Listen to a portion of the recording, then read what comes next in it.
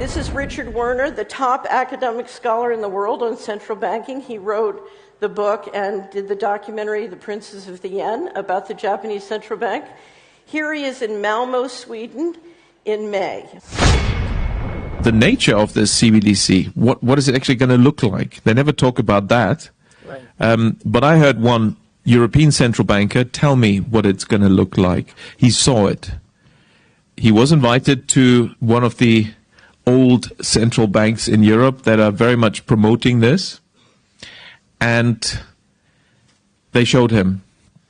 And, he's a top, executive director of another central bank in Europe. And there's no reason to believe that he was telling me a story.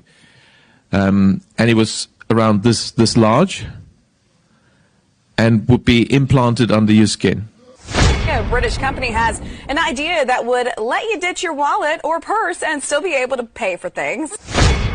The company Walletmore says the $300 chip is the size of a grain of rice. You'd most likely have it implanted in your hand, and once it's activated, you can use it at a checkout by just swiping your hand over the card reader. FTX blew up in spectacular fashion. It looks like fraud. But in the wake of that, rather than thinking through, why did regulators let this happen, there's a new effort underway to regulate every single financial transaction that occurs in this country through something called the Central Bank Digital Currency, CBDC. If that happens, we're done.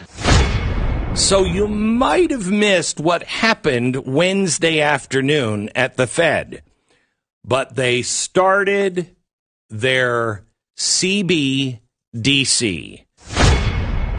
Maybe we should start having the conversation of, gosh, this looks like the mark of the beast. COVID makes it accelerates the process of digitalization and automatization.